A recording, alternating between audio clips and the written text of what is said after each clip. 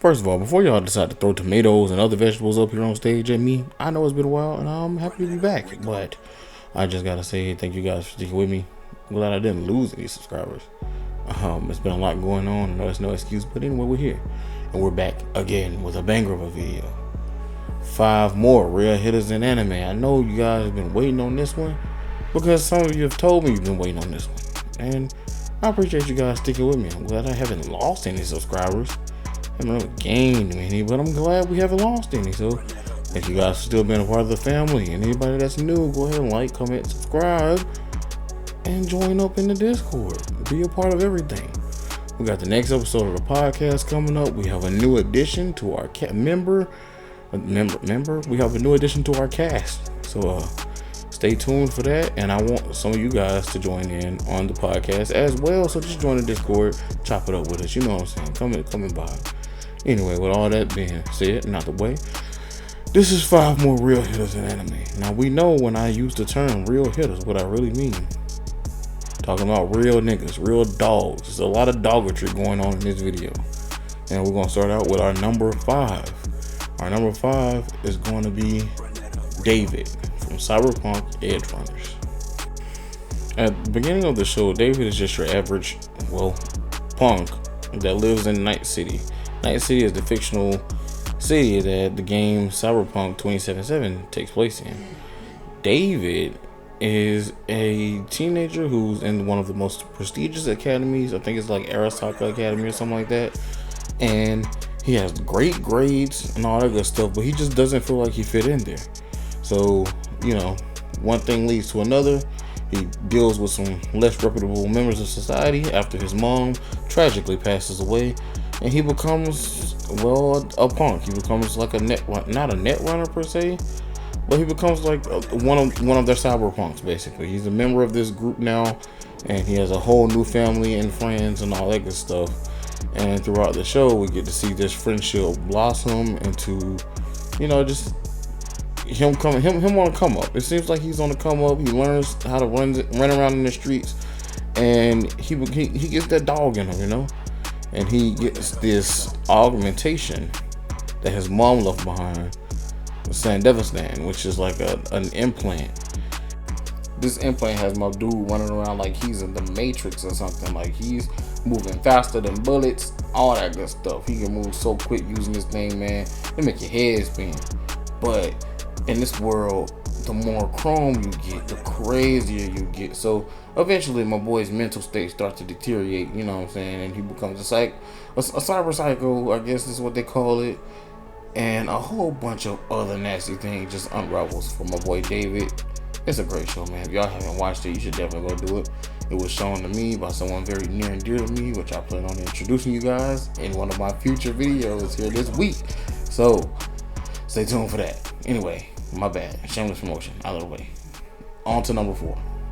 Number 4, Benimaru.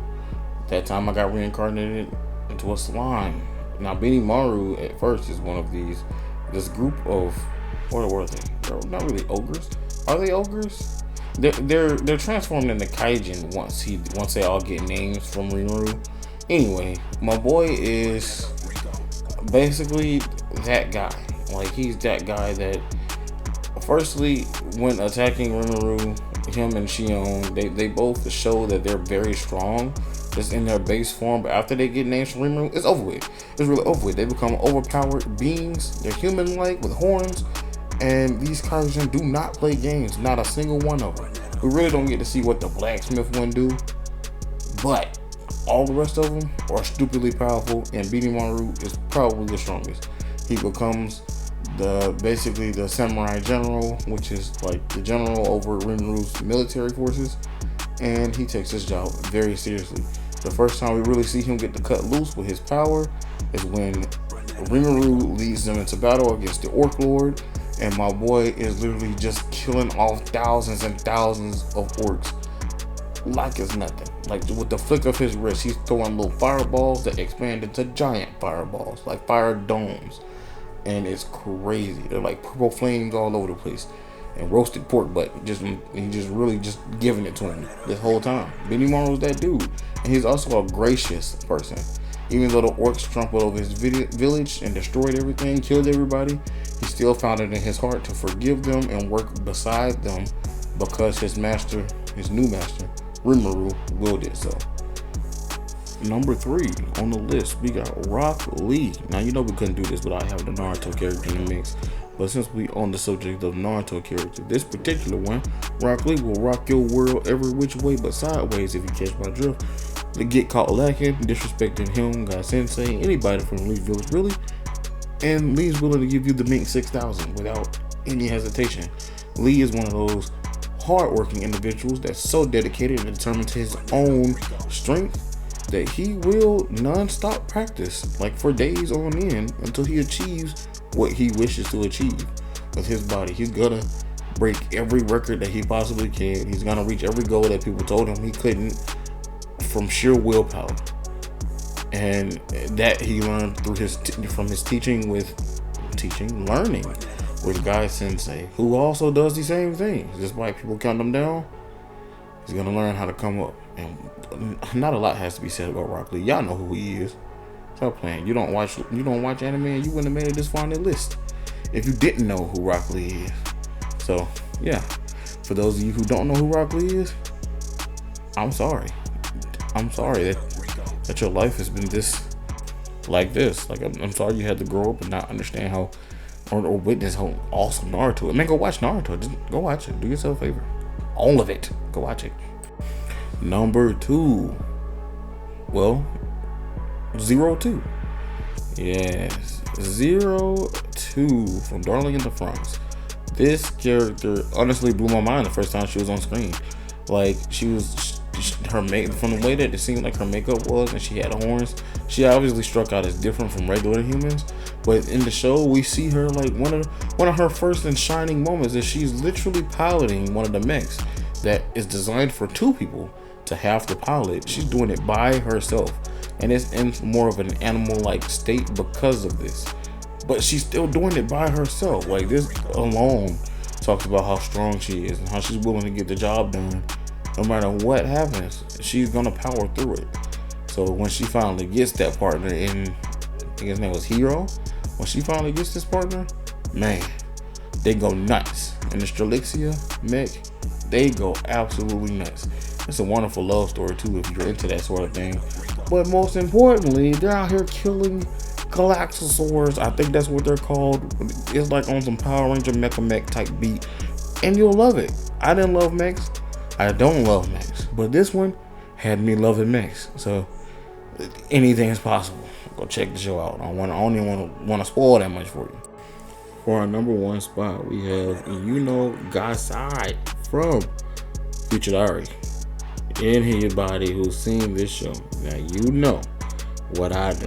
You know that is not playing no games from the jump, from the very first episode. Yeah, she seems like this innocent little pink-haired second to main character, but she's actually a psychopath who's obsessed with this man, and it turns out that they're in this death game using their phones.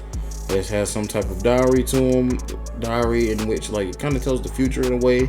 They all do different, like they all told the future events in different ways, and so they're in like a Hunger Games, Death Game type deal where they have to survive until the last, and they get a wish granted, blah blah blah. You know how it goes. So takes it upon herself to actually win these things over and over and wish herself back to a position where she can meet the main character over and over again. This bitch is absolutely insane, and you can tell Ryu has no idea of the type of crazy that he falls for in this loop every time, until in this particular loop that they're in, he kind of finds out. He finds out the secrets of what's going on, and he is scared absolutely shitless when he finds out, and with good reason, because this bitch is crazy. He thought that she was just going psycho and gradually going crazy over time while protecting his ass from all these other people trying to kill him. Nope, not at all. She's been crazy the entire time. If you haven't seen Future Diary, go and check it out. I'm gonna keep saying these shows are great because I like them. They're great. But if it was trash, I promise y'all, I'll be honest and tell you it was trash. I just liked a certain character from it. But majority of these do be pretty good to me anyway. It might not be good to you. Anyway, I'll catch you guys in the next video. Like, comment, subscribe. I love you all, and y'all be cool.